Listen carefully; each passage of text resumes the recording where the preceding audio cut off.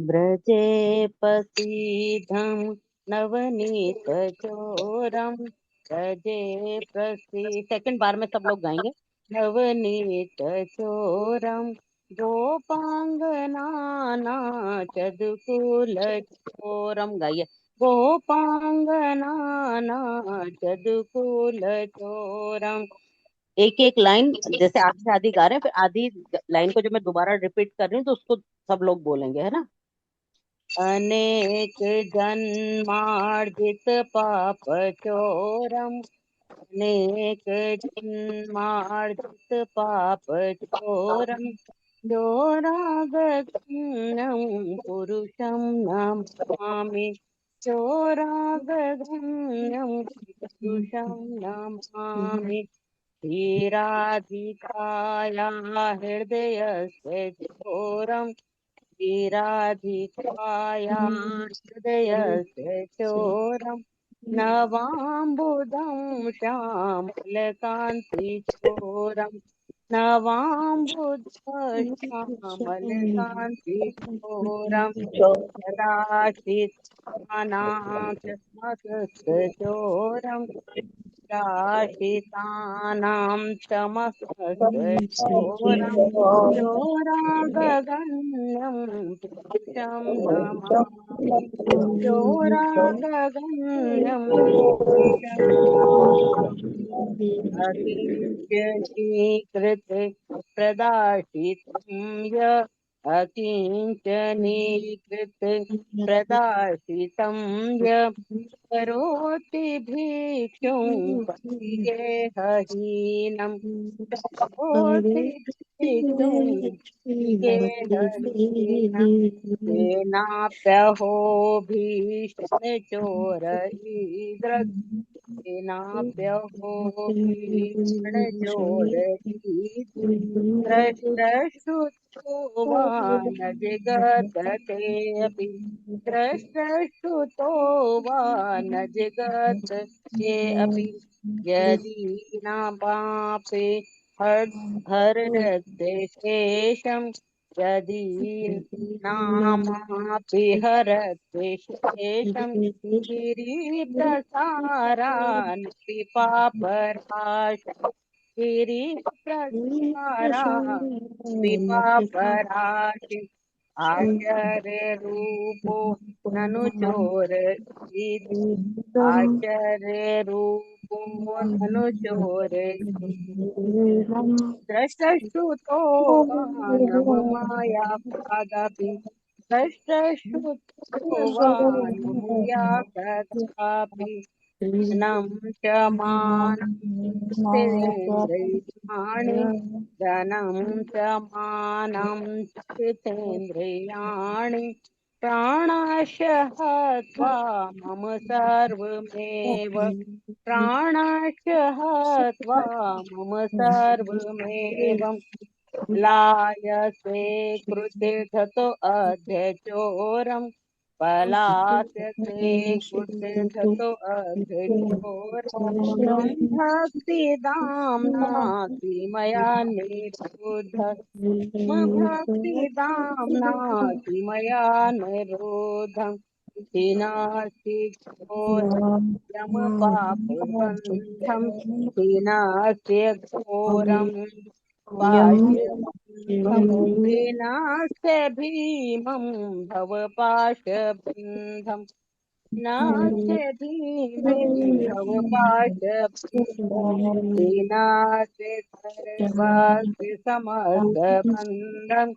हीनास्य सर्वास्य समस्तबन्धम्। नेवात्मनो भक्ति तु बन्धम्। नेवात्मनो भक्ति तु बन्धम्। मनमानसे तं तराशि घोरे।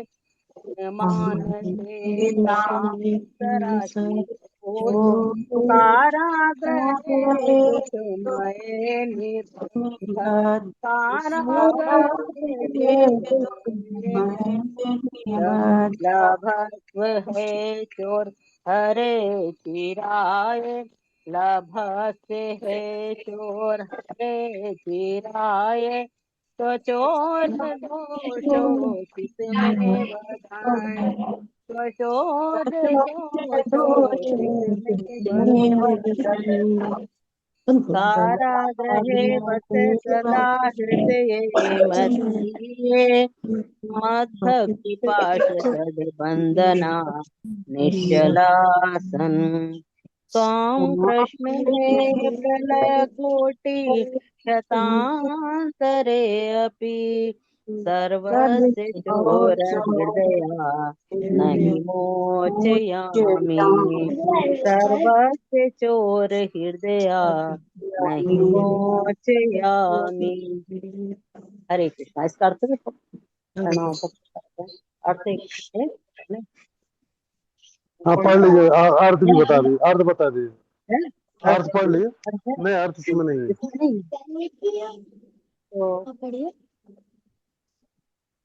छोड़ो अर्थ अर्थ छोड़ो। यदि किसी के पास हो तो पढ़ सकते हैं, नहीं तो फिर आगे बढ़ते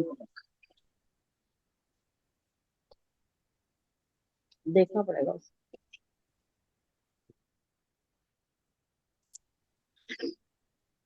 चलिए हम लोग मंगलाचरण करते हैं। हरे कृष्णा सभी डिवोटी को। ओम अज्ञानतिम्रान्धस्य ज्ञानांजन शलाकया चक्षुरुन्मिलितं येन तस्मै श्री गुरुवे नमः। श्री चैतन्य मनोभीष्टं स्थापितं येन भूतले स्वयं रूपा कदा मह्यं ददाति स्वपदान्तिकं। वन्देऽहं श्रीगुरो श्रीयुतपदकमलं श्रीगुरून् वैष्णवांश्च श्रीरूपं सागरजातं सगण रघुनाथान्वितं तं सजीवं साद्वैतं सावधूतं परिजन सहितं कृष्ण चैतन्य देवं श्री राधा कृष्ण पादान् सगण ललिता श्री विशाखा वितांश्च नमो विष्णुपदाय कृष्ण पृष्ठाय भूतले श्रीमते भक्ति वेदांत स्वामी निति नामिने। नमस्ते सरस्वती देवे गौरवाणी प्रचारिणे निर्विशेष शून्यवादी पाश्चात्य देश तारिणे। जय श्री कृष्ण चैतन्य प्रभु नित्यानंद श्री अद्वैत गदाधर श्रीवासादि गौर भक्त वृंद। हरे कृष्ण कृष्ण कृष्ण हरे हरे, हरे राम राम राम हरे हरे। नष्ट प्रायेषु भद्रेषु नित्यं भागवत सेवया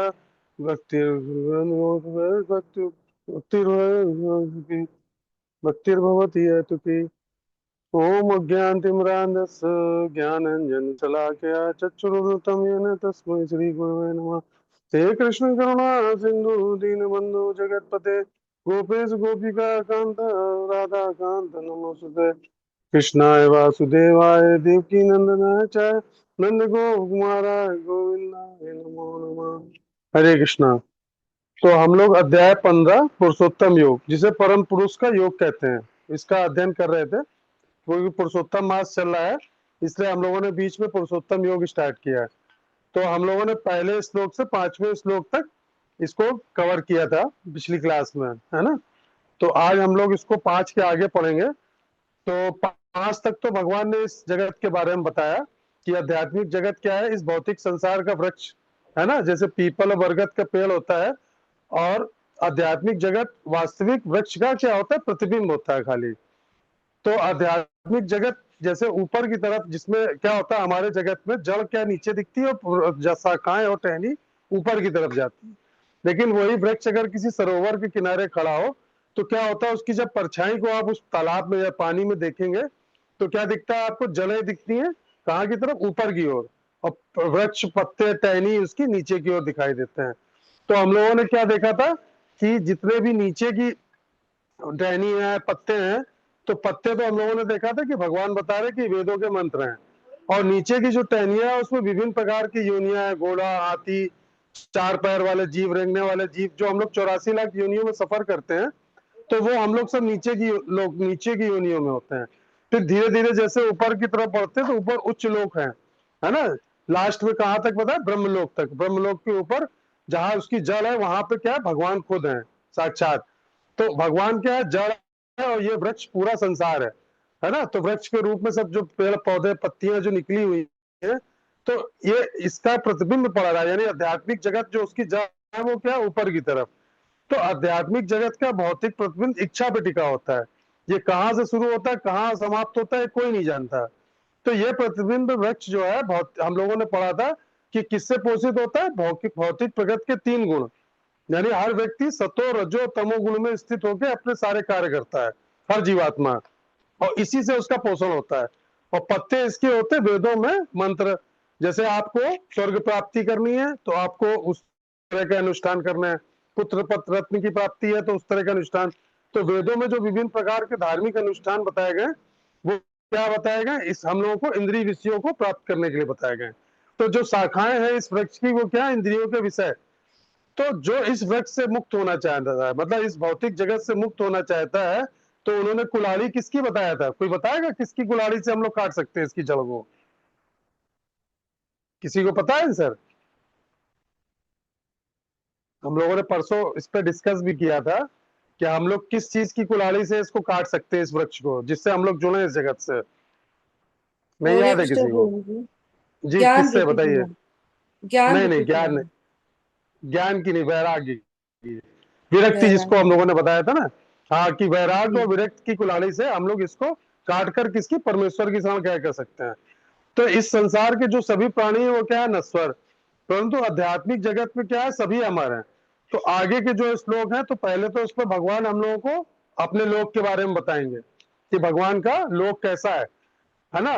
फिर उसके लोक की विशेषता बताते हैं, फिर बताते हैं कि हम लोगों का भगवान से संबंध क्या है। इस समस्त जीव जो है इस संसार के, वो भगवान से क्या संबंध है, क्योंकि सारे जी आत्माएं वो तो क्या है, नश्वर हैं। शरीर शरीर तो नष्ट होता है, लेकिन आत्मा कभी नष्ट नहीं होती। तो आध्यात्मिक जगत जो भगवान का धाम है, उसके स्रोत क्या है, और सबसे परम पुरुष कौन से, भगवान कृष्ण। फिर भगवान लास्ट में अपने बारे में बताएंगे।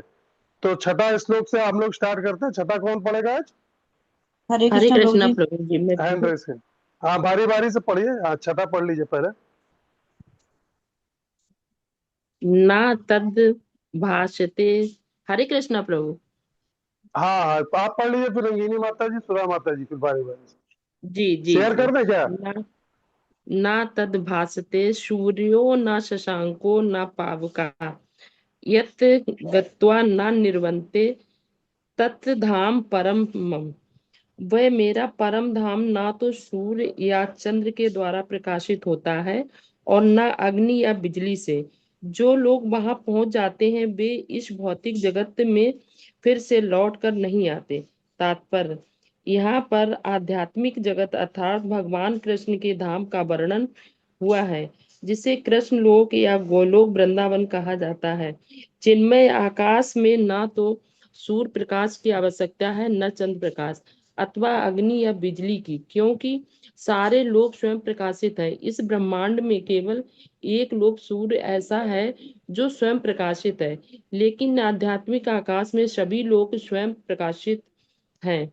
उन समस्त लोगों के जिन्हें वैकुंठ कहा जाता है, चमचमाते तेज से चमकीला आकाश बनता है, जिसे ब्रह्म ज्योत कहते हैं। वस्तुतः वह तेज कृष्ण लोक गोलोक वृंदावन से निकलता है। इस तेज का एक अंश महत तत्व अर्थात भौतिक जगत से आच्छादित रहता है।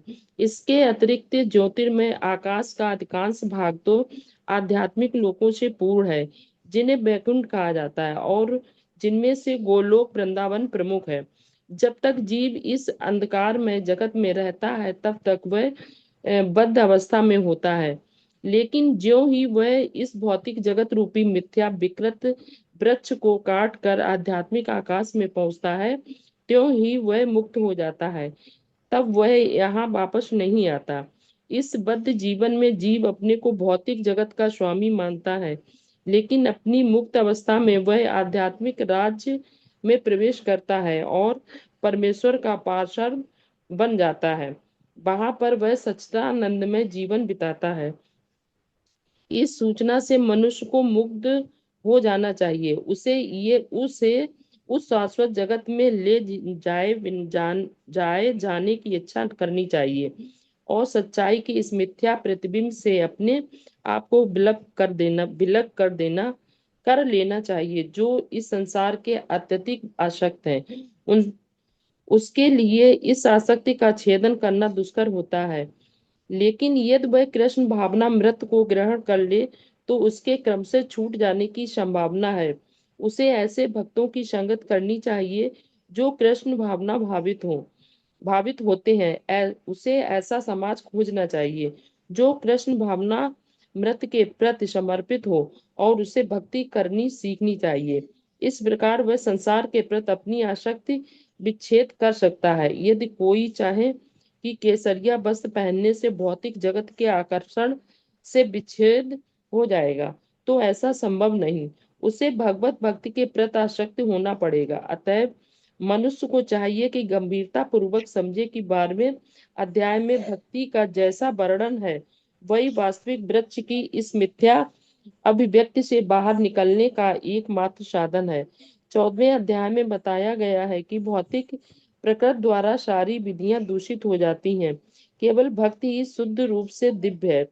यहाँ परम मम शब्द बहुत महत्वपूर्ण है। वास्तव में जगत का कोना कोना भगवान की संपत्ति है, परंतु दिव्य जगत परम है और वह 6 ऐश्वर्यों से पूर्ण। कठोपनिषद 2.2:15 में भी इसकी पुष्टि की गई है कि दिव्य जगत में सूर्य प्रकाश, चंद्र प्रकाश या तारागण की कोई आवश्यकता नहीं है। न तत्र सूर्यो भाति न चंद्र तारकम, क्योंकि समस्त आध्यात्मिक आकाश भगवान की आंतरिक शक्ति से प्रकाशमान है। उस परम धाम तक केवल शरणागति ही पहुंचा जा सकता है, अन्य किसी साधन से नहीं। हरे कृष्णा प्रभु। हरे कृष्णा। तो देखिए, भगवान ने इस श्लोक में हम लोगों को अपने धाम के बारे में बताया है। क्या बता रहे हैं? भगवान कह रहे हैं ना तो वहां पे सूर्य का प्रकाश है, ना चंद्रमा, ना अग्नि, तो मेरे उस परम प्रकाश को प्रकाशित कर सकते हैं, है ना। तो भगवान क्या कह रहा है कि वहां जाने के बाद कोई इस भौतिक संसार में वापस नहीं लौटता। ये किसकी आवाज किसकी आ रही है?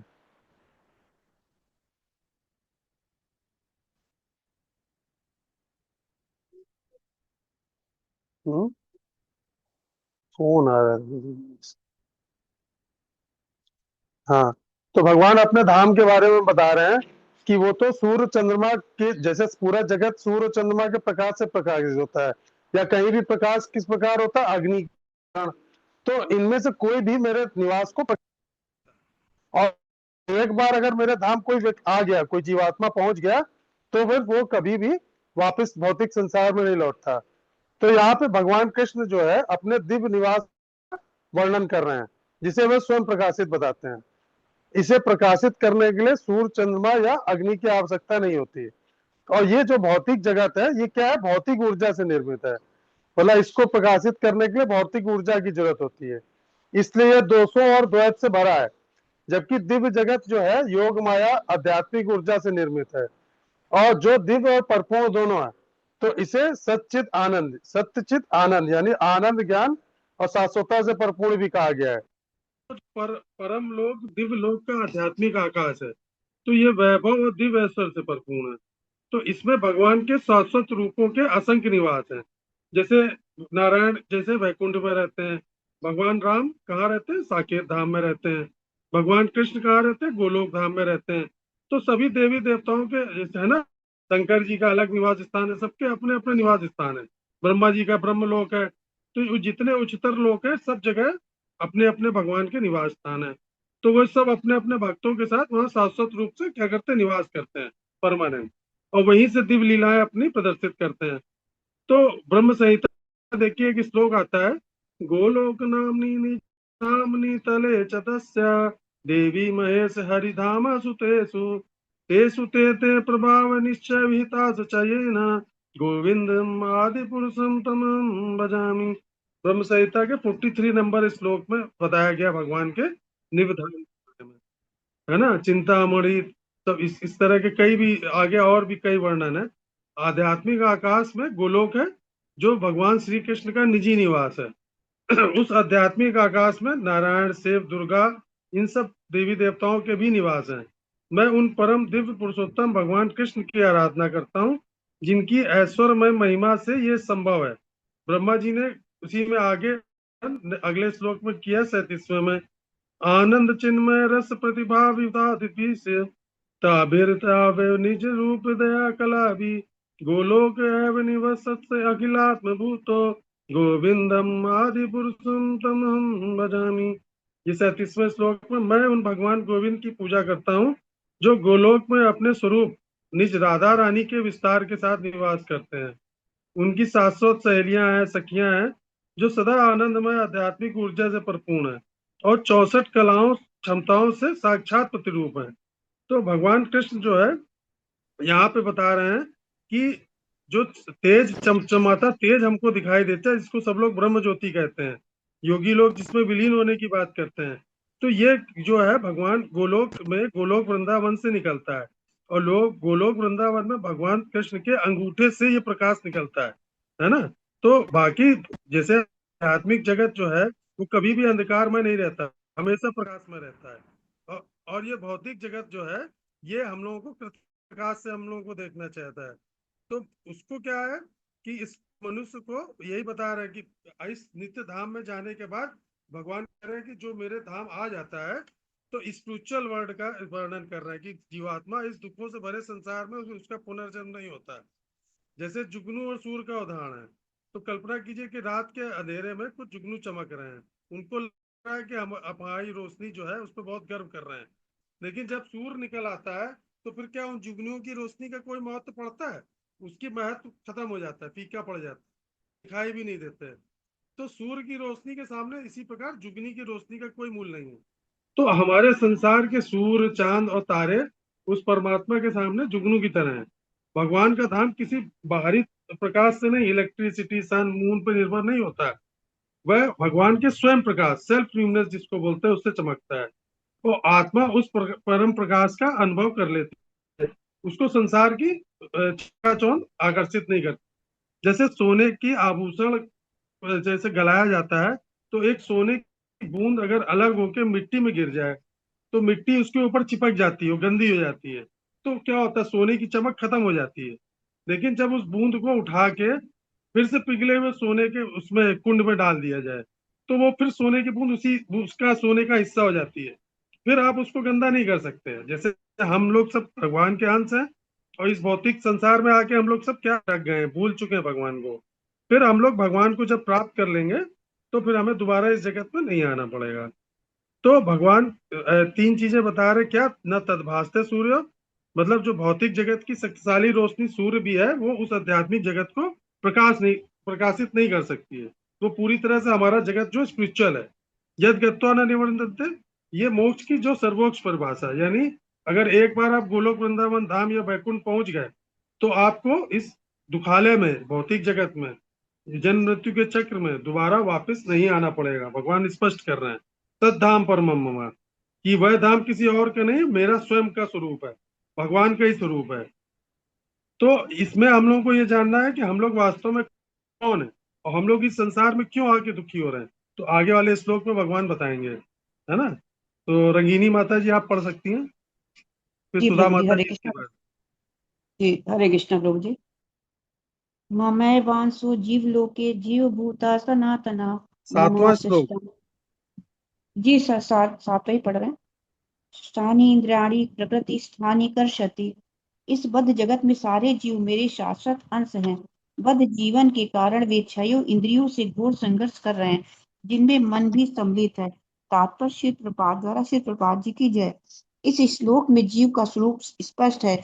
जीव परमेश्वर का सनातन रूप से सूक्ष्म अंश है। ऐसा नहीं कि बद्ध जीवन में वे एक व्यक्तित्व धारण करता है और मुक्त अवस्था में वे परमेश्वर से एकाकार हो जाता है। वे सनातन का अंश रूप है। यहाँ पर स्फुटता सनातन कहा गया है। वेद वचन के अनुसार परमेश्वर अपने आप को असंख्य रूपों में प्रकट करके विस्तार करते हैं, जिनमें से व्यक्तिगत विस्तार विष्णु तत्व कहलाते हैं और गौड़ विस्तार जीव कहलाते हैं। दूसरे शब्दों में विष्णु तत्व निजी विस्तार स्वांश जीव की अंश है। अपने सिंह देव विष्णु मूर्ति तथा बैकुंठ लोक के प्रधान देवों के रूप में प्रकट होते हैं। अर्थात जीव सनातन सेवक होते हैं, भगवान के स्वांश सदैव विद्यमान रहते हैं। इसी प्रकार जीवों के विभिन्नांशों के अपने स्वरूप होते हैं। विभिन्नांश होने के कारण जीवों में भी गुण पाए जाते हैं जिनमें विशुद्धता एक है। प्रत्येक जीव का आत्मा रूप में अपना विशिष्टत्व और सूक्ष्म स्वतंत्र होता है। इसी स्वतंत्र के दुरुपयोग से जीव बद्ध बनता है, सही उपयोग से वह मुक्त बनता है। दोनों में वह भगवान के समान ही सनातन होता है। मुक्त अवस्था में वे इस भौतिक अवस्था से मुक्त रहता है और भगवान की दिव्य सेवा में निरत रहता है। बद्ध जीव प्रकृति के गुणों द्वारा अभिभूत होकर वे भगवान की दिव्य प्रेमा भक्ति को भूल जाता है। फलस्वरूप उसे अपनी स्थिति बनाए रखने के लिए इस संसार में अत्यधिक संघर्ष करना पड़ता है। तथा कुत्ते बिल्ली जैसे जीव अपितु इस भौतिक जगत के बड़े बड़े नियंता यथा ब्रह्मा शिव तथा विष्णु तक परमेश्वर के अंश हैं। ये सब क्या है? क्षणिक नहीं, कर्षति संघर्ष करना शब्द अर्थ अत्यंत सार्थक है। बद्ध जीव मानो लौह वे मिथ्या अहंकार से बंधा रहता है और मन मुख्य कारण है जो इस मिलता है। जब मन सतोगुण में रहता है तो उसके कार्यकलाप अच्छे होते हैं, जब रजोगुण में रहता है तो उसके कार्यकलाप कष्टकारक होते हैं, और जब वे तमो के निम्न योनियों में चला जाता है। लेकिन इस श्लोक में यह स्पष्ट है कि बद्ध जीव मन तथा इंद्रियों समेत भौतिक शरीर से अवरित है, और जब वह मुक्त हो जाता है तो ये भौतिक आवरण नष्ट हो जाता है, लेकिन उसका आध्यात्मिक शरीर अपने व्यष्टि रूप से प्रकट होता है। मध्यान्ह श्रुति में यह सूचना प्राप्त है। स वा एष ब्रह्मनिष्ठ अदम शरीरम मर्त्य सृज्य ब्रह्मा भी समन्त्य पश्यति ब्रह्मणा शृणोति ब्रह्मणे वेदम सर्वमनुभवति। यहाँ ये बताया गया है कि जब जीव अपने इस भौतिक शरीर को त्यागता है और आध्यात्मिक जगत में प्रवेश करता है तो उसे पुनः आध्यात्मिक शरीर प्राप्त होता है, जिससे वे भगवान का साक्षात्कार कर सकता है। ये उनसे आमने सामने और सुन सकता है तथा जिस रूप में भगवान उन्हें समझ सकता है। स्मृति से भी ये ज्ञात होता है। वसंत यत्र पुरुषा सर्वे वैकुंठ मूर्तयः। वैकुंठ में सारे जीव भगवान जैसे शरीरों में रहते हैं। जहाँ तक शारीरिक बनावट का प्रश्न है, अंश रूप जीवों तथा विष्णु मूर्ति के विस्तारों अंशों में कोई अंतर नहीं होता। दूसरे शब्दों में भगवान की कृपा से मुक्त होने पर जीव को आध्यात्मिक शरीर प्राप्त होता है। मैं वांस शब्द भी अत्यंत सार्थक है, जिसका अर्थ है भगवान के अंश। भगवान का अंश ऐसा नहीं होता जैसे किसी पदार्थ का टूटा खंड अंश। हम द्वितीय अध्याय में देख चुके हैं कि आत्मा के खंड नहीं किए जा सकते। इस खंड की भौतिक दृष्टि से अनुभूति नहीं हो पाती। ये पदार्थ की भांति नहीं है जिसे चाहो तो कितने ही खंड खंड कर दो और उन्हें पुनः जोड़ दो। ऐसी विचारधारा यहाँ पर लागू नहीं होती, क्योंकि संस्कृत के सनातन शब्द का प्रयोग हुआ है। विभिन्नांश सनातन है। द्वितीय अध्याय के प्रारंभ में ये भी कहा गया है कि प्रत्येक व्यक्ति के शरीर में भगवान का अंश विद्यमान है। देहिनो अस्मिन यथा देहे। ये अंश जब शारीरिक बंधन से मुक्त हो जाता है तो आध्यात्मिक आकाश में वैकुंठ लोक में अपना आदि आध्यात्मिक शरीर प्राप्त कर लेता है, जिससे वे भगवान की संगति का लाभ उठाता है। किंतु ऐसा समझा जाता है कि जीव भगवान का अंश होने के कारण गुणात्मक दृष्टि से भगवान के ही समान है, जिस प्रकार स्वर्ण के अंश भी स्वर्ण होते। कृष्णा प्रभु जी। हरे कृष्णा। हाँ, हरे कृष्णा माता जी। हरे कृष्णा प्रभु जी। हाँ, तो इस भौतिक संसार के जो विद्यमान आत्माएं हैं वो मेरे शाश्वत अंश हैं, परंतु भौतिक स्वभाव से बंधे होने के कारण वे मन समेत 6 इंद्रियों से संघर्ष कर रहे हैं। तो देखिए, ये श्लोक जो है ना बहुत इंपॉर्टेंट है, सबको याद होना चाहिए, है ना। क्या हम लोग हर जगह इसको श्लोक को कोट करते हैं हर जगह, है ना, कि ममेवान से जीव लोके जीव भूता सनातना मनसष्ठानि इंद्रियाणि प्रकृत स्थानि करसति। बोला हम लोग अपनी इच्छा से इस भौतिक जगत में आए हैं, भगवान ने हम लोगों को नहीं भगाया अपने यहाँ से। और हम लोग प्रकट कहाँ से हुए हैं? जो आत्मा है वो भगवान का शाश्वत अंश है, मतलब हम लोग परमात्मा के अंश हैं, इसलिए स्वाभाविक रूप से वो भगवान के अंदर है, होते हैं ना, उसके थोड़े बहुत मात्रा हम लोगों के अंदर भी होती है, जैसे सुख पाने की इच्छा, भोग करने की इच्छा, ये सारी इच्छाएं। लेकिन अब हम लोगों के अंदर इच्छा क्या हुई कि हमें स्वतंत्र होकर भोग करना है भगवान से, तो उसके लिए क्या किया भगवान ने? हम लोगों के लिए ये पृथ्वी जगत का निर्माण करा दिया, विभिन्न प्रकार के जगत का, कि जाओ तुम लोग जितनी इच्छा हो भोग करो, जब तुम्हें मेरी याद आए तो बताना, हम तुम्हें वापस बुला लेंगे, है ना। तो हम लोग क्या 6 इंद्रियों में बंधे हुए हैं, 3 गुण सतो रजो तमो गुण में है, और उसी के हिसाब से फिर हम लोग जन्म मृत्यु के चक्र में फंस चुके हैं। निम्न योनि में जाते हैं, निम्न योनि से फिर उच्च योनि में आते हैं, लेकिन क्या हम लोग क्या वास्तविक धाम जाने की इच्छा प्रकट ही नहीं कर रहे हैं भगवान के पास जाने की। तो इच्छा ही नहीं प्रकट कर रहे तो भगवान क्यों बुलाएंगे? तो हम लोग तो भूल चुके हैं ना उनको। तो पिछले श्लोक में भगवान ने बताया कि जो भी सिद्ध आत्मा है उनको पा लेती हैं, तो जो भी सिद्ध आत्मा उन्हें पा लेती हैं वह उनके धाम में जाती हैं और कभी भौतिक संसार में वापस नहीं लौटती। इस श्लोक में वे कहते हैं कि जो इस भौतिक संसार में रह जाते हैं वे सब उनके अंश हैं। क्या देहधारी आत्माएं भी ईश्वर का अंश होती हैं?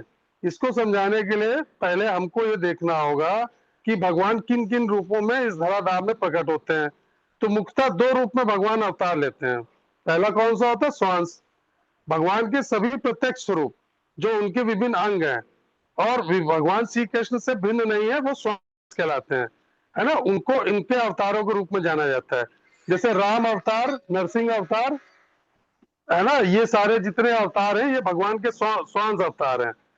तो ये जितने अवतार हैं, वराह है, जैसे मत्स्य अवतार है, जितने और 24 अवतार हैं, इस प्रकार के अवतार हैं, वो सब जितने भगवान के स्वांश अवतार कहलाते हैं। और विविनाश कौन कौन से होते हैं? समस्त जीव जो है इस श्रेणी में आते हैं, वे प्रत्यक्ष रूप से उनके अंश नहीं है। ये जीव उनकी भौतिक ऊर्जा या जीव शक्ति से आकार लेते हैं। तो भगवान कृष्ण ने 7 पॉइंट श्लोक में जो पहले इसका स्पष्टीकरण दिया कि हे महाम और अर्जुन, भौतिक ऊर्जा से परे मेरी एक और श्रेष्ठ ऊर्जा है जो देवदारी जीव, वही इस संसार के जीवन का आधार है। तो इन विभिन्न आत्माओं को आगे 3 प्रकारों से विभाजित किया गया है। जो आत्माएं आती हैं इस जगत में वो 3 तरह की हैं। पहला होती नित्य सिद्ध, फिर दूसरी होती साधना सिद्ध और तीसरी होती नित्य बद्ध। तो नित्य सिद्ध आत्माएं कौन सी होती हैं? तो वो मुक्त आत्माएं होती हैं जो अनादिकाल से भगवान के दिव्य लोक में निवास करती हैं, ठीक है।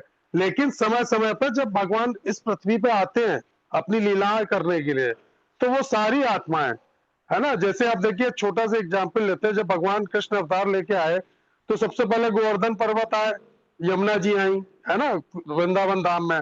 वो सबसे पहले आए गोलोक वृंदावन से, क्योंकि राधा रानी ने कहा था जहां वृंदावन में गोवर्धन नहीं होंगे, यमुना जी होंगी, वहां हम नहीं जाएंगे। तब भगवान ने पहले गोवर्धन जी को उनको भेजा, फिर ग्वाल वालों को भेजा, यशोदा माता जी आई, सब लोग धीरे धीरे नीचे आए, देवकी है, यशोदा है, नंद बाबा है ना। तो सब लोग जब पहले अवतार ले लिए, उनके ग्वाल बाल सखा, फिर भगवान के लिए उन्होंने भूमिका तैयार करी, फिर भगवान आए। इसी तरह आप चैतन्य महाप्रभु को देख लीजिए, जब चैतन्य महाप्रभु प्रकट हुए तो सब अद्वैताचार्य प्रभु, श्रीवास पंडित, ये सब लोग पहले आ गए थे इस धरा काल में। और वो जब भगवान के जो नित्य पार्षद होते हैं ना, वो पहले आते हैं, फिर उनके लिए क्या होता है, एक पूरी भूमिका तैयार करते हैं कि भगवान लीला करने आ रहे हैं तो उनके लिए पूरी स्टेज तैयार करो। फिर मेन एक्टर जो होते हैं हीरो फिल्म का, वो बाद में आता है। तो ये सब क्या होता है, उनकी दिव्य लीलाओं में पार्टिसिपेट करते हैं, वो सब सिद्ध आत्माएं होती है। यानी जैसे ही भगवान की लीला पूर्ण होती है, ये भगवान के साथ चले जाते हैं वापस उनके धाम। जैसे क्या हुआ था, जब भगवान अपनी वृंदावन लीला समाप्त करके गए तो पूरा पूरा पूरा जो है वृंदावन खाली हो गया, सब चले गए। तो जब उनको राजा बनाया गया वहां पे, भगवान कृष्ण के पोते को, तो वो जब गए तो परीक्षित जी उनको लेके गए, तो वहां लोग ही नहीं थे। उन्होंने कहा शासन किस पे करूंगा मैं, यहाँ ब्रजदान का, ब्रजभान जी का, है ना, ब्रजभान। तो वहां पे फिर धीरे से मथुरा वृंदावन फिर बसाया गया बाद में, क्योंकि जितने उनके पार्षद थे वो चले गए। जैसे भगवान राम जब गए तो पूरा अयोध्या वासी सरयू नदी में उनके साथ में चले गए थे, कोई नहीं बचा था अयोध्या में। फिर दूसरे कौन से जीव होते हैं? साधना सिद्ध जीव होते हैं। तो ये वो जीव होते हैं भौतिक संसार के, जिन्होंने क्या किया, लंबे समय तक साधना करके, है ना, भगवान की तपस्या करके भगवान को प्राप्त किया। फिर वो जाते हैं भगवान के धाम, अनंत काल तक दिव्यलोक पर निवास करते हैं। तो वो इस तरह के जो सिद्ध पुरुष होते हैं वो साधना सिद्ध होते हैं। ये भी भगवान के कहने से समय समय पे आते हैं इस लोक में। जैसे सुखदेव गोस्वामी का आप एग्जाम्पल ले लीजिए। सुखदेव गोस्वामी कौन थे? राधा रानी के पर्सनल पैरट थे, पर्सनल तोते, जो दिन भर उनके साथ खेला करते थे। उनको भगवान और राधा रानी ने भेजा इस लोक में कि जाओ तुम भागवत का प्रचार करो, जाके तुम्हारी जो वाणी से निकली हुई भागवत सुन लेगा उसका उद्धार हो जाएगा उस जीव का। तब सुखदेव गोस्वामी जो है इस धरा लोक पे प्रकट हुए, है ना। तो इस तरह से जो भगवान के जो संत भक्त होते हैं, जो साधना सिद्ध भक्त होते हैं, उनको भी भगवान समय समय पे भक्ति का प्रचार करने के लिए भेजते हैं इस जगत में। फिर तीसरे कौन से जीव होते हैं? नित्यबद्ध जीव होते हैं। ये वो देहधारी जीवात्माएं होती हैं जो अनादि काल से भौतिक जगत में फंसी हैं, जैसे हम लोग हो गए, है ना। हम लोग क्या है, भगवान के इधर के रहे ना उधर के रहे। तो वही है ना कि नित्यबद्ध हम लोग क्यों हो गए? क्योंकि हम लोगों को इंद्रियों का भोग करना था, हम लोगों को इस जगत में अनंत काल तक, है ना, भगवान के समान भोग करना था। तो भोग करने के लिए भगवान ने यहाँ भेज दिया, जाओ। अब क्या, जैसे अच्छा पुण्य किए तो ऊपर गए, फिर नीचे आ गए, खराब कर्म किए तो निम्न योनि में चले गए। तो हम लोग सब भौतिक अस्तित्व के कारण 5 इंद्रियों और मन से फंसी हुई हैं। अब हम लोग इससे ऐसा फंस गए हैं कि जन्म मृत्यु के चक्र में अब संघर्ष कर रहे हैं। तो अब कोशिश करते हैं हर बार कि इस जन्म में मुक्ति हो जाए, इस जन्म में मुक्ति हो जाए, लेकिन अभी तक हो नहीं पा रही है, क्योंकि हम लोग दिल से प्रयास कर नहीं रहे हैं, है ना। हमको अभी भी ये जगत अच्छा लगता है। तो जब हमारे अंदर वैराग्य जाग जाएगा ना, भगवान कहते हैं विरक्त की कुल्हाड़ी, वैराग की कुल्हाड़ी, जब आपको अपने सगे संबंधियों, परिवार, इन सब से वैराग्य जाग जाए आपके मन में, इस शरीर के प्रति आपकी जो विरक्ति वो भी जिस दिन हट जाएगी, तब आप समझ लिए शुद्ध हो पाएंगे भगवान के धाम जाने के लिए। फिर भगवान कहेंगे ठीक है, अब इसके अंदर कोई लोभ को मोह कामना इच्छा ये सब ईर्षा द्वेष खत्म हो चुका है, अब इसको अपने साथ ले चलो, ये शुद्ध हो चुका है। तो उसके लिए हम लोगों को प्रयास कर रहे हैं। हम लोग क्या सत्संग क्यों कर रहे हैं? इसीलिए कर रहे हैं कि किसी तरह इस जन्म में हमारी मुक्ति हो जाए, है ना। जो पाप कर्म हमने पूर्व जन्मों में किए हैं, जिसकी वजह से हम बार बार मनुष्य शरीर लेके धारण कर रहे हैं, तो इस जन्म में तो प्रयास करना चाहिए। भले प्रयास ना हो तो भगवान बता ही चुके हैं कि प्रयास नहीं करोगे तो अगली क्लास में प्रमोट कर देंगे, अच्छे घर में जन्म दे देंगे तुमको, किसी अच्छे भक्त के घर में जन्म दे देंगे, ताकि तुम्हारी जो अधूरी क्लास छूट गई उसको आगे पूरा कर सको तुम। तो भक्ति हम लोगों की क्लास है, साधना है हम लोगों की। देखिए कठोपनिषद में कहा गया, परांची खानी व्याथृष्ण स्वयंभू, मतलब सृष्टिकर्ता ब्रह्मा ने इंद्रियों को इस प्रकार बनाया कि वो आपको संसार की ओर खींचने के लिए बनाई गई है।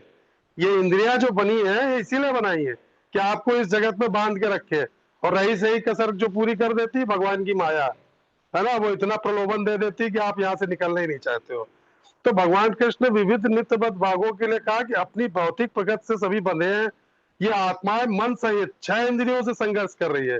हम लोग लड़ रहे हैं, प्रयास कर रहे हैं हमारी आत्मा कि किसी तरह इन इंद्रियों से, विषय भोगों से हमको मुक्ति मिल जाए। तो फिर बाद में वो बताते हैं कि मृत्यु के बाद कोई आत्मा एक शरीर से दूसरे शरीर में जाती है, तो फिर मन और इंद्रियों को क्या होगा अभी आगे बताएंगे भगवान। तो इस श्लोक में भगवान ने बिल्कुल देखिए सबसे बड़ा सत्य बता दिया हमको, इससे ज्यादा कुछ नहीं बता सकते हो।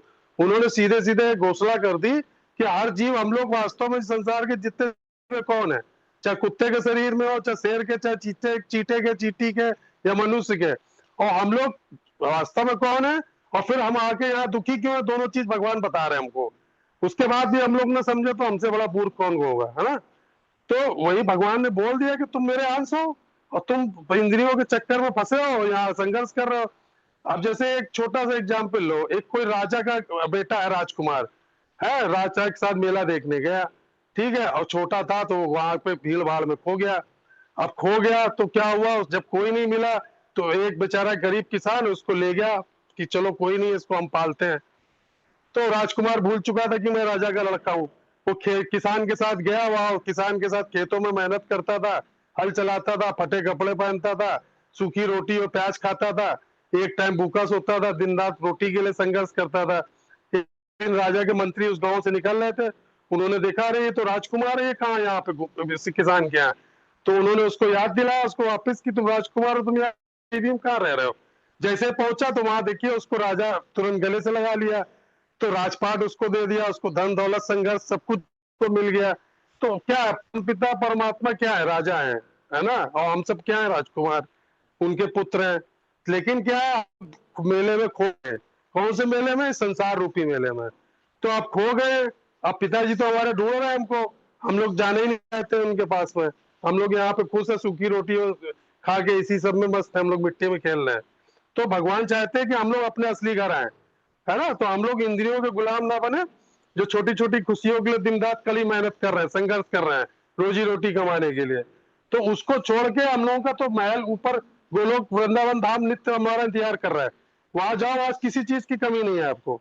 तो जैसे समुद्र की एक बूंद जब तक समुद्र के साथ में रहती है ना, तो बहुत शक्तिशाली होती है, बड़े बड़े जहाज को भी अपने ऊपर तैरा देती है, पलटा भी सकती है।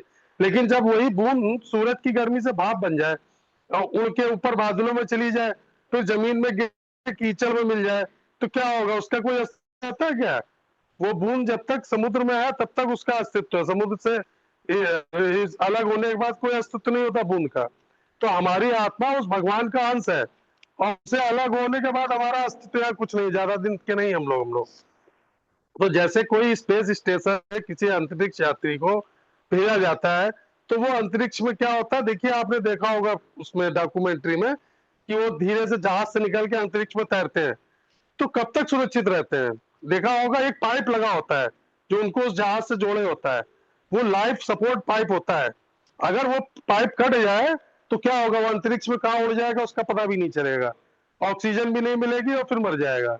तो हम लोग एक पाइप के माध्यम से भगवान से जुड़े हैं, लेकिन क्या है कि हम लोग उससे अपना कनेक्शन भगवान से तोड़ रहे हैं, और इस माया में हम लोग हवा में उड़ रहे हैं। और भगवान के बिना क्या हमारा अस्तित्व? कुछ नहीं, उस बूंद की तरह है, जो बूंद मिट्टी में मिलने के बाद इसका अस्तित्व खत्म हो जाता है। तो भगवान कह रहे ममे वांसो माई इंटरनल फ्रेगमेंट। भगवान के बनाए हुए कोई गुलाम नहीं, रोबोट नहीं है। भगवान ने हमको रोबोट बना के नहीं भेजा है, हम उनके शरीर का एक हिस्सा है, हम उनका एक अंश है। और हमारे भीतर भी देवी शक्तियां छुपी हुई है हमारी आत्मा में, लेकिन हम उसको पहचान नहीं पा रहे हैं। मैंने सृष्टानी इंद्रियाणी मैंने 5 इंद्रिया कौन कौन? आंख, कान, नाक, जीभ, त्वचा और छठा मन। ये 6 मिलके हमको क्या करें? इस माया के अंदरों में फंसाए हुए हैं, इन संसार में घसीट रहे हैं, और भगवान को भूलने की तरफ प्रेरित कर रहे हैं, संसारिक बंधनों में बना के रखे। कर सती क्या कर रहे हैं हम लोग? स्ट्रगलिंग कर रहे हैं। तो भगवान कृष्ण इस बात को बता रहे हैं हमको कि संसार में जीवन जीना एक कठिन संघर्ष के समान है। तुम यहाँ सुख ढूंढ रहे हो, इसको दुखालयम अशाश्वतम बोल रहा हूं मैं, कि दुखालय है, तुम यहाँ पे सुखी नहीं ढूंढ सकते हो, सुख हो ही नहीं सकते कभी। तो इसका समाधान भगवान से जोड़ना है। भला हमारी आत्मा जब तक भगवान से दोबारा नहीं जुड़ेगी, तब तक हम क्या करते रहेंगे? संघर्ष। हम लोगों का जीवन का एक एक क्षण, एक एक दिन संघर्ष में जाता है। घंघोर घंघोर संघर्ष करते हैं हम लोग, हर चीज के लिए संघर्ष है। बिना संघर्ष के हम लोग जीवन जी नहीं रहे हैं, चाहे शरीर का कष्ट हो, चाहे किसी भी चीज का हो, चाहे समाज का कष्ट हो, चाहे आदि भौतिक, आध्यात्मिक, आदि दैविक, सब प्रकार के क्लेश घेरे हुए हैं। उसमें भी हम लोग अपनी खुशियां ढूंढते हैं, ये नहीं जानने की कोशिश करते कि परमानेंट खुशियां हमको कहाँ मिल सकती है। हरे कृष्ण। 8वां कौन पढ़ेगा? सुधा माता जी। हरे कृष्णा प्रभु जी। जी पढ़िए। हरे कृष्ण। जी माता शरीरम जी। यत् शरीरम यत् वाप्नोति यत् चापि उत्क्रामति ईश्वरा गृहीत्वा एतानि संयाति वायु गंधान इव आस्यात्। इस संसार में जीव अपनी देहात्म बुद्धि को एक शरीर से दूसरे से उसी तरह से ले जाता है जिस तरह वायु सुगंधि को ले जाता है। इस प्रकार वह एक शरीर धारण करता है और फिर इसे त्याग कर दूसरा शरीर धारण करता है। तात्पर्य शिला प्रभुपाद के द्वारा। शिला प्रभुपाद की जय। यहाँ पर जीव को ईश्वर अर्थात अपने शरीर का नियामक कहा गया है। यदि वह चाहे तो अपने शरीर को त्याग कर उच्चतर योनि में जा सकता है और चाहे तो निम्न योनि में जा सकता है। इस विषय में उसे थोड़ी स्वतंत्रता प्राप्त है। शरीर में जो परिवर्तन होता है वह उस पर निर्भर करता है। मृत्यु के समय वह जैसी चेतना बनाए रखता है वही उसे दूसरे शरीर तक ले जाती है। यदि वह कुत्ते या बिल्ली जैसी चेतना रखता है वही उसे दूसरे शरीर तक ले जाती है। चेतना रखता है वही उसे जैसी चेतना बनाता है तो उसे कुत्ते या बिल्ली का शरीर प्राप्त होता है। यदि वह अपनी चेतना दैवी गुणों में स्थित करता है तो उसे देवता का स्वरूप प्राप्त होता है। और यदि वह कृष्ण भावनामृत में होता है तो वह आध्यात्मिक जगत में कृष्ण लोक को जाता है, जहाँ उसका सानिध्य कृष्ण से होता है। यह दावा मिथ्या है कि इस शरीर के नाश होने पर सब कुछ समाप्त हो जाता है। आत्मा एक शरीर से दूसरे शरीर में देहांतरण करता है और वर्तमान शरीर तथा वर्तमान कार्यकलाप ही अगले शरीर का आधार बनते हैं। कर्म के अनुसार भिन्न शरीर प्राप्त होता है और समय आने पर यह शरीर त्यागना होता है। यहाँ यह कहा गया है कि सूक्ष्म शरीर जो अगले शरीर का बीज वहन करता है, अगले जीवन में दूसरा शरीर निर्माण करता है।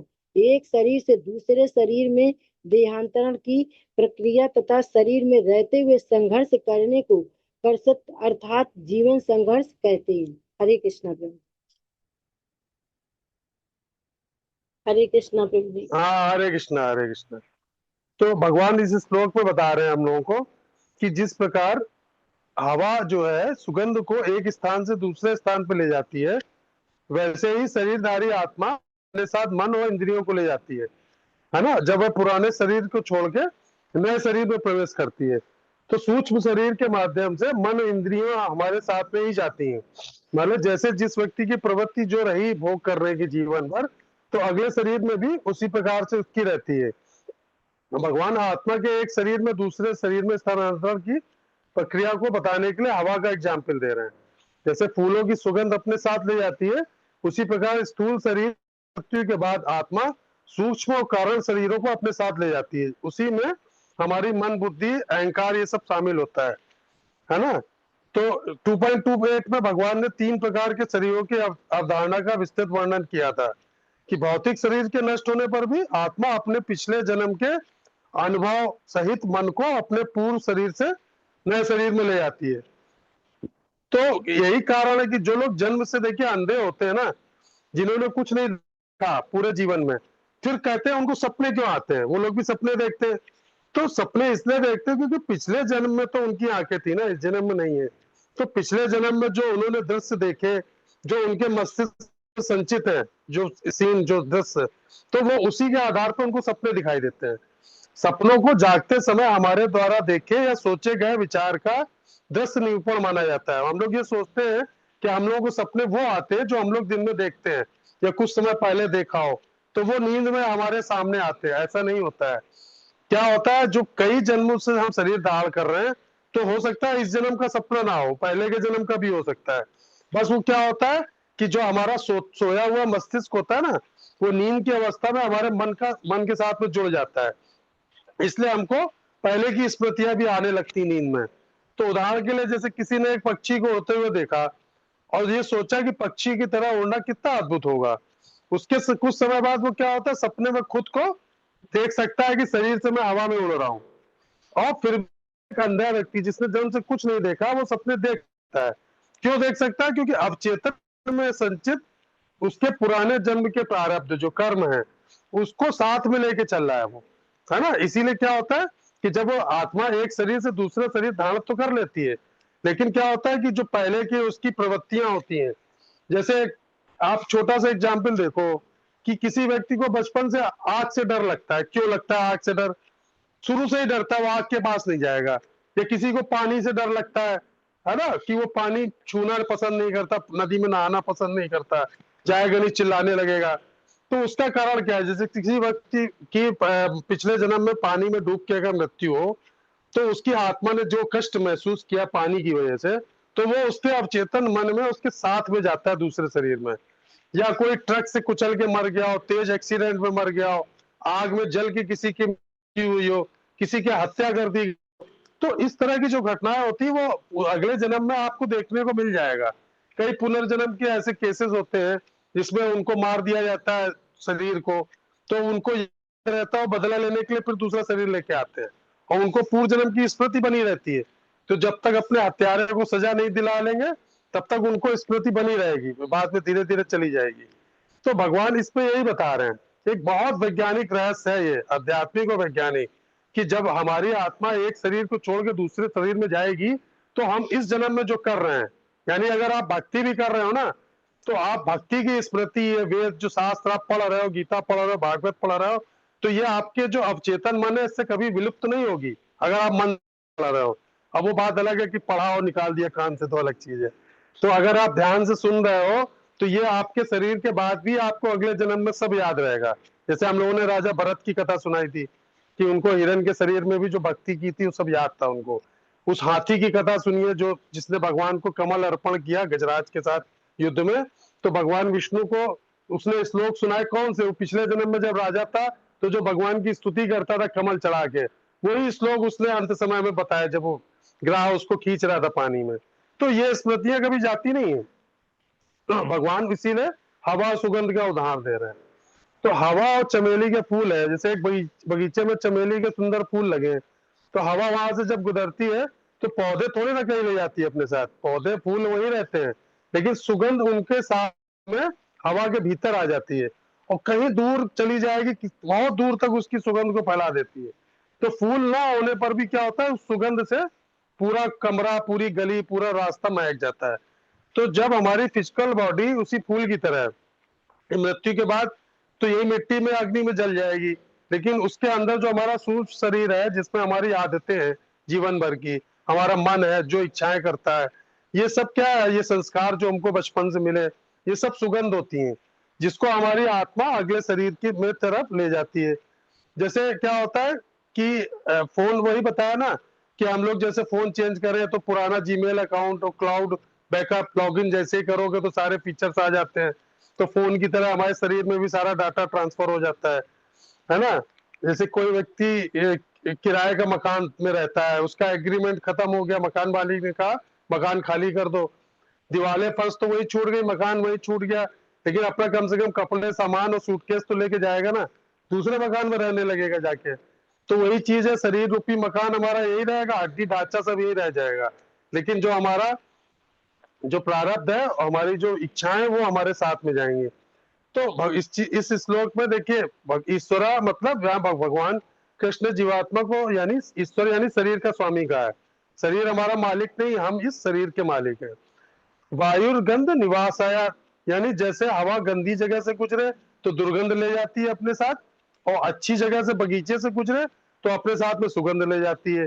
उसी प्रकार हमारा जो शरीर है, हमारी जो आत्मा है, अगर हम अच्छे संस्कार लेके पूरे जीवन व्यतीत कर रहे, भक्ति करते हुए, तो हमारे भक्ति और अच्छे संस्कार दूसरे शरीर में हमारे साथ जाएंगे। अगर हमने किसी बुरी संगत करी, बुरे लोगों का साथ किया, व्यसन किया, तो क्या होगा, नर्क में भोगने के बाद अगला शरीर जो हमें मिलेगा उसमें हमारे संस्कार इतनी जल्दी नहीं जाते हैं, उसके लिए फिर हमें फिर से सत्संग और भक्तों का संग करना पड़ेगा। तो मृत्यु जीवन का अंत नहीं होता, बल्कि ये क्या ट्रांसफर है, आदर्श ट्रांसफर, जिसको शिफ्टिंग बोलते हैं। किसका संस्कार होगा। हरे कृष्ण। नवा श्लोक कौन हरे पढ़ेगा। हरे हरे कृष्ण कृष्ण। प्रभु। हाँ राजश्री माता जी प्लीज, फिर उसके बाद मधु माता जी। हरे कृष्ण। श्रोतं चक्षुस्पर्शनं च रसनं घ्राणमेव च अधिष्ठाय मनश्चायं विषयानुपसेवते। अनुवाद: इस प्रकार दूसरा स्थूल शरीर ग्रहण करके यह जीव शरीर के अनुसार मन तथा उसके अधीन कान, नेत्र, त्वचा, रसना और नाक से विषय भोगता है। तात्पर्य श्रील प्रभुपाद द्वारा। श्रील प्रभुपाद की जय। भाव यह है कि जो जीव अपनी चेतना को कुत्ते बिल्ली के गुणों से दूषित कर देता है, उसे पूर्व जन्म में कुत्ते बिल्ली का शरीर मिलता है और इसी के अनुरूप वह विषय भोगता है। चेतना मूल रूप में जल के समान निर्मल और शुद्ध है, परंतु यदि कोई जल में कोई रंग मिला दिया जाए तो वह उसी रंग का प्रतीत होने लगता है। ऐसे ही चेतना भी आदि रूप में निर्मल है, क्योंकि जीवात्मा का स्वरूप शुद्ध है, परंतु प्राकृतिक गुणों के संग के अनुसार वह विकृत हो जाता है। असली चेतना कृष्ण भावना है, अतः जो कृष्ण भावना भावित है वह अपने शुद्ध स्वरूप में स्थित है।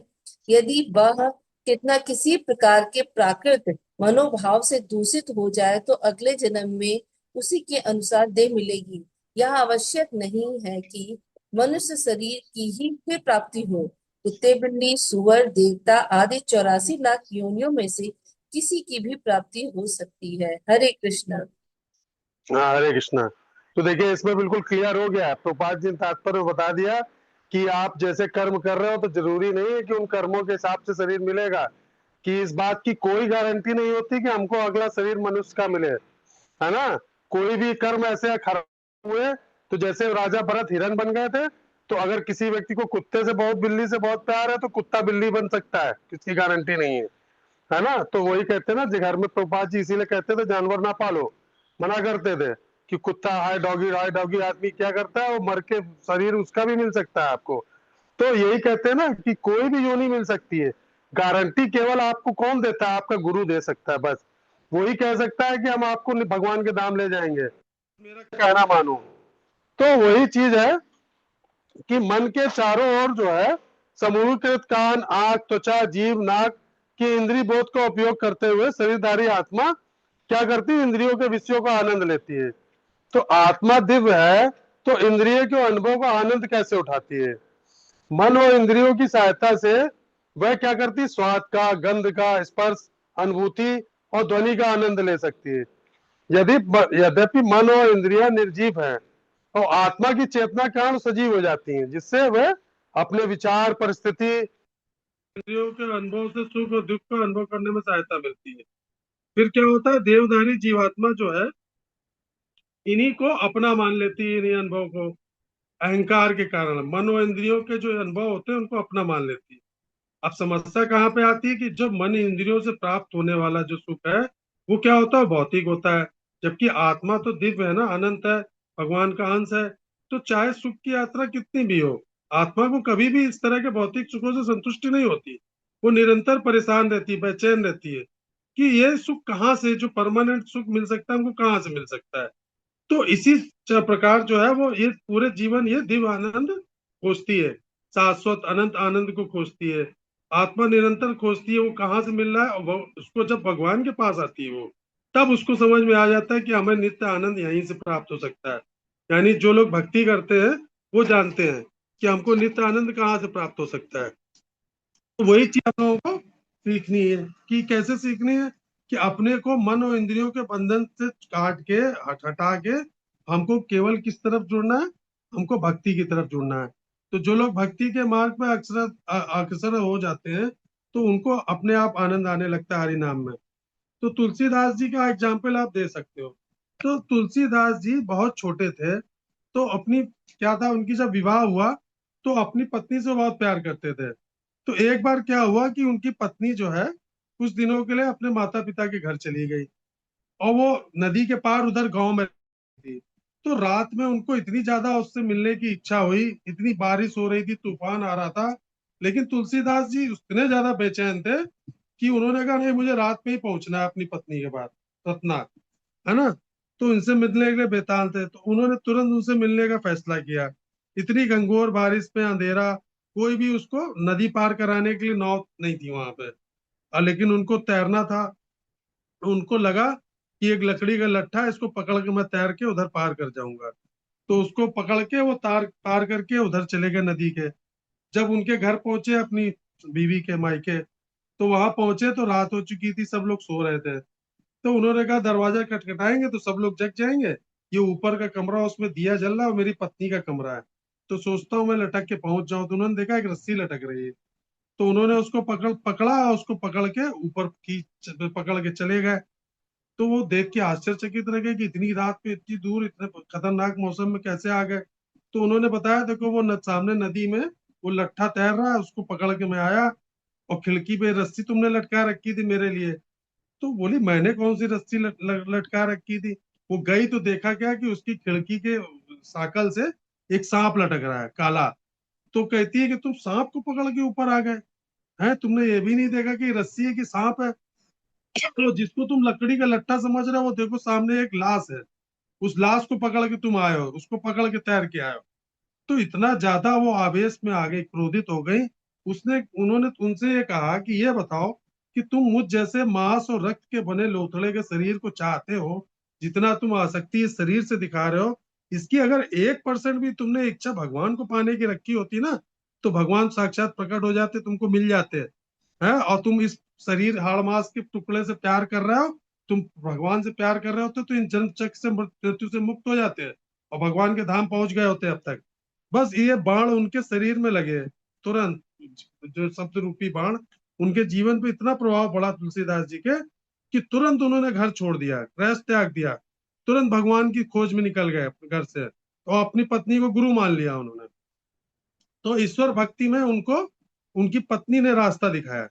तो उन्होंने एक बात में एक श्लोक लगा, कामई नारी प्यारी जिम लोभहि प्रिया जिमि धामा, तिमि रघुनाथ निरंतर प्रिया लागो मोहि राम। जैसे एक कामुक पुरुष सुंदर स्त्री की कामना करता है, जैसे एक लालची व्यक्ति धन की कामना करता है, वैसे ही मेरा मन मेरी इंद्रियां निरंतर भगवान राम की कामना करती हैं, है ना। तो वही चीज इसमें हम लोगों को समझना है। अब देखिए आजकल एक गेम चलता है जिसमें वर्चुअल रियलिटी दिखती है, बहुत से बच्चे खेलते हैं, देखा होगा आपने, वीआर गेम होता है जिसमें चश्मे जैसा लगा लिया जाता है, कानों में हेडफोन लगा लिए जाते हैं और हाथों में सेंसर वाले ग्लव्स पहन लिए जाते हैं। तो क्या करते हैं उसमें लोग, बिल्कुल आपको ऐसा लगेगा कि एक कार चला रहे हो, 200 की स्पीड में भगा रहे हो, रेस कर रहे हो, या कोई भी राक्षस से लड़ रहे हो, डायनासोर से लड़ रहे हो। वो सब असलियत नहीं होती, लेकिन आपको वर्चुअल लगता दिखता है कि आप सोफे में बैठ के भी खेलते हो उसको, घर के कमरे में भी खेल सकते हो। तो आपको एक काल्पनिक दुनिया में ले जाती है। तो आपकी आत्मा क्या है, वीआर सूट में बैठी है, हमारे आंख कान नाक क्या सेंसर है। तो हमारी आत्मा बाहर की दुनिया का स्वाद ले रही है और हम आत्मा हमारी इस शरीर में रहते खुद को शरीर मान बैठी है। तो इंद्रियों के माध्यम से हम बाहरी दुनिया का क्या कर रहे हैं, यूजर है, भोक्ता है हम लोग। तो एक कार जैसे सड़क पे जा रही है, उसकी तो हेडलाइट्स है जल रही हैं, उससे आपको आगे का रास्ता दिखाई दे रहा है, वो आपकी आंखें हैं, है। उसका हॉर्न बज रहा है, कार का आवाज दे रही है, सिग्नल दे रहा है। उसके टायर क्या है, यानी पैर, वो चल रहे हैं। यदि कार के भीतर जो ड्राइवर है बैठा है या सो जाए या कार से उतर जाए, तो क्या हेडलाइट्स देख पाएंगे अपने आप, या टायर अपने आप चल पाएंगे, या कार एक कदम भी बढ़ पाएगी आगे। तो वही पांचों इंद्रियां कार के पुर्जों जैसी हैं और मन क्या है, स्टीयरिंग है, व्हील है, और आत्मा हमारी क्या, ड्राइवर, जो इंद्रियों के पीछे बैठकर इनको स्टीयरिंग दबा रहा, क्लच दबा रहा, उसको चला रहा है। तो वही जब तक शरीर चल रहा है, जब तक आत्मा शरीर में है, तभी तक आंखों से देख भी पा रहे हो आप, जीभ स्वाद भी ले पा रहे हो। जहां आत्मा छोड़ गई तो ये सब बेकार हो जाएगा, है ना। तो वही चीज हमको ये 3 पॉइंट सीखने, की प्रिसीडिंग ओवर यानी अधिष्ठाय, आत्मा इंद्रियों को मालिक बनकर उन पे शासन करती है।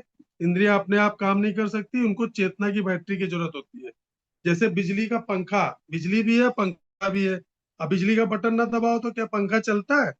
या बिजली आ रही है पंखे में तो बिजली क्या दिखाई दे रही है आपको? बिना बिजली के क्या पंखा चल सकता है? तो वही हमारी शरीर है, अगर इसको ऊर्जा नहीं मिलेगी आत्मा से, एनर्जी नहीं है, चेतना नहीं है शरीर में, तो आप कुछ भी महसूस नहीं कर सकते हो। आपकी आत्मा के बिना आपका शरीर बेकार है। फिर क्या है, मनुष्य मतलब एंड द माइंड।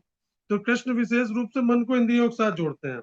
आंखें खुली हो, अगर मन आपका कहीं और खोया हो, तो आप सामने खड़े व्यक्ति से बात कर रहे हैं ना, लेकिन आप बात नहीं कर रहे हैं, आपका मन तो कहीं और भाग रहा है। आप कहीं मन कहीं और, आपका कहीं और, है ना। कई बार आपके साथ होता होगा। तो भोगों के लिए मन का होना जरूरी है।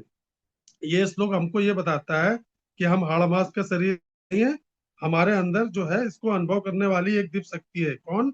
चेतना रूपी आत्मा हमारी जो है, जो हमको अच्छे बुरे की चेत करती रहती है।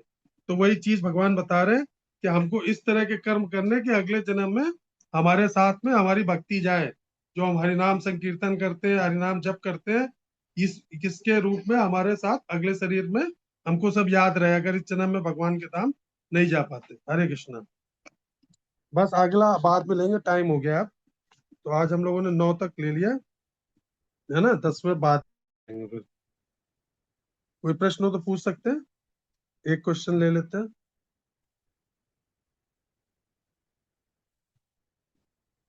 हरे कृष्ण प्रभु जी, अभी आपने जो एग्जाम्पल बताया उसने आपने ड्राइवर आत्मा को बताया कि मन को बताया है? देखिए ड्राइवर तो आत्मा ही है ना, शरीर को चला कौन रहा है? ड्राइवर। मन बुद्धि अहंकार ये सब इंद्रियां, स्टेयरिंग है, ब्रेक है, ये सब अलग अलग चीजें। हेडलाइट, आंखें आपकी हेडलाइट हो गई, हॉर्न आपके कान हो गए, है ना। लेकिन जब ड्राइवर उतर, जैसे आत्मा है, शरीर छोड़ देगी तो कार चलेगी क्या? जी मतलब जी। अगर ड्राइवर उतर जाए अगर कार से, तो कार कौन चलाएगा? ये शरीर छोड़ दे तो शरीर तो यहीं पड़ा हुआ है, मतलब डॉक्टर साहब तो यही लेटे हुए हैं, बाकी कोई भी हो, फला आदमी तो यहाँ लेटा हुआ है, तो कौन मरा, कौन गया, कौन शरीर छोड़ के कौन गया? मेन प्रश्न तो अच्छा। यही पे उठता है ना, कि सब कुछ है, शरीर, हाथ है, पैर है, नाक है, मुंह है, सब कुछ है, तो शरीर से ऐसी कौन सी चीज निकल जाती है जिससे कह दिया जाता है कि डेड हो गए हैं या मर गए हैं? तो वही चीज तो हमें सोचना है ना, कि आत्मा क्या, चेतना जो हमारी है वही आत्मा का प्रतीक है। आत्मा को आप ऐसे नहीं देख सकते हो, चेतना के रूप में देख सकते हो, है ना। एक जैसे बॉडी में एनर्जी दौड़ती है, हमारे करंट दौड़ता है, तो करंट कहाँ से मिलता है? हमारी आत्मा देती है इसको चलने के लिए, शक्ति जो प्रदान करती है। समझ गई ना? जी गुरुजी। ठीक है। हरे कृष्ण। हरे कृष्णा। अब कल हम लोग भागवत की क्लास लेंगे ना शाम को? ठीक है। जी हरे कृष्णा। कल लेना। कल शाम को लेंगे भागवत की। ठीक ठीक।